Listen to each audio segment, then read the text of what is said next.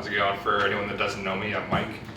I'm a guy on the weekends and I work here in Scarborough as a physical therapist. I just wanted to go over today a simple dynamic warm-up that I'm hoping will help people guiding or paddling to help reduce the risk of injury out on the river. So the first thing I'm going to start with is a quick dynamic warm-up for the shoulders. The shoulder is an inherently unstable joint. It's not like the elbow that has two motions. We have a lot of degrees of freedom, but it makes it more prone to injury. So incorporating a good warm-up before you go out guiding on the river or paddling on the river is really important in reducing your risk of either acute injury or repetitive stress. So the first thing I like to do, holding my paddle out in front of me, just working into a little bit of rotation, kind of that windshield wiper motion, internal rotation and external rotation. This is warming up some of the muscles of the rotator cuffs. After this, I'm going to do let's call it an isometric hold.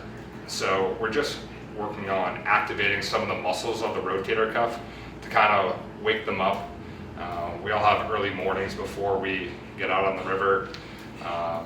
Might wake up with aches and pains from guiding the previous day or just a restless night sleeping in the tent.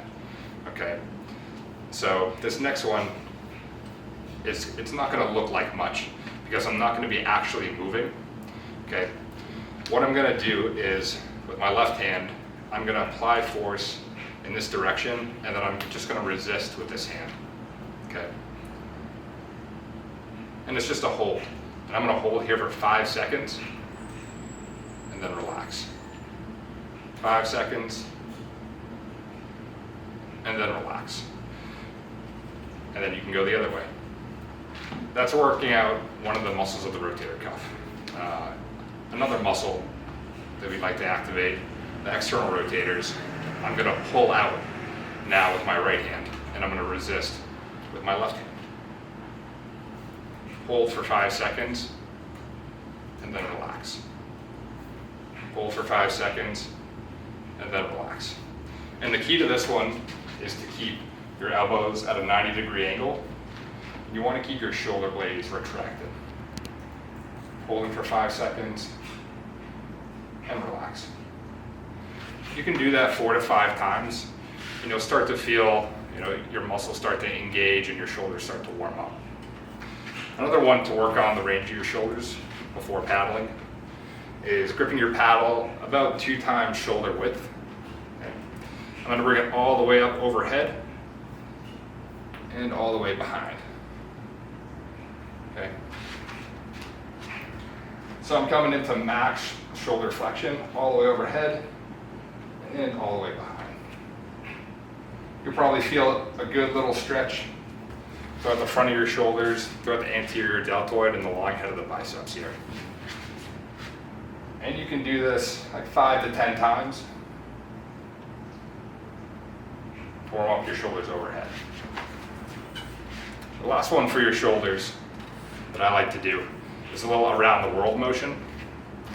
Grabbing your paddle again about 2 times shoulder width. Coming all the way over to the side, almost so your bicep is hitting your ear. Behind your head, and then back around. And you can do that 5 to 10 times in one direction, and then 5 to 10 times in the opposite direction. One way to incorporate some of the trunk muscles in the hips is to bend over with this movement. So almost like, I'm gonna watch the wall here, almost like you're digging, okay? Plowing in the head of your shovel, and then all the way around. From the front, all the way down your toe, and then all the way around. So now that we've warmed up the shoulders, we can start to talk about the hips and the low back. As guys, we work a job that involves a lot of sitting. Sometimes 6 hours on a raft. And maybe even 3 hours driving, from to or from where you live, or from the Forks up to Millinocket. Sitting, research has shown, puts as much pressure on the discs in your low back as does standing while holding a 40-pound weight.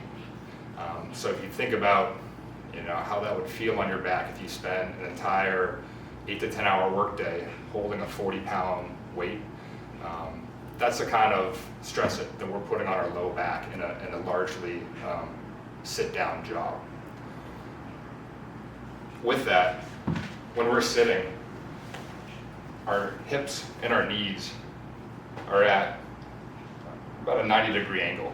That can cause shortening of the muscles of the hip flexors and the hamstring. So it's really important not just to warm up and take care of the low back, but the hips as well. So I'm going to show a quick dynamic warm-up to get the hips and the low back loose before you head out on the river, or after you get off the river and you feel like you need to stretch.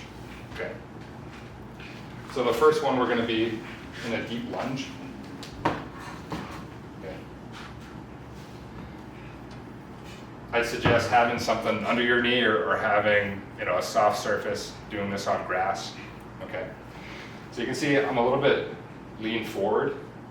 I'm going to try to rock my pelvis forward. Okay. And this should start to feel like a good stretch right on the front of the hip. From here, what I can do with my paddle is start to incorporate a couple little lumbar twists back and forth.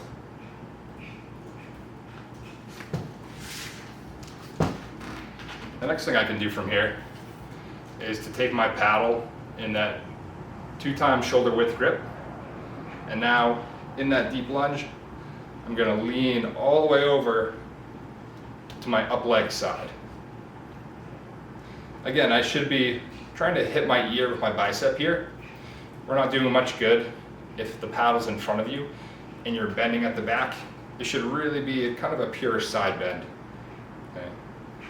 And you'll start to feel this not just in your hips, but in your lats as well. Holding those stretches for anywhere from 20 to 30 seconds is about the target. The last thing some people might be familiar with is a child's pose. So starting on the knees, kind of sat back on the haunches, I'm going to reach way out in front of me, and then I'm going to sit back and just let my head hang heavy, forehead to the ground. This is a really good stretch to help gap some of the lumbar vertebrae and help kind of relieve stress in the low back. What I like to do is to walk my hands over to one side and then sit to the opposite hip. And this is a really good stretch, kind of that side body and that lat. And to the other side.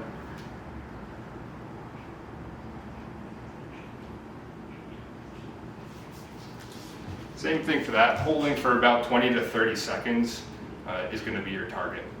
So those are a few things that you can do to either as a warm-up before paddling or guiding, or as just injury prevention or post-activity stretching.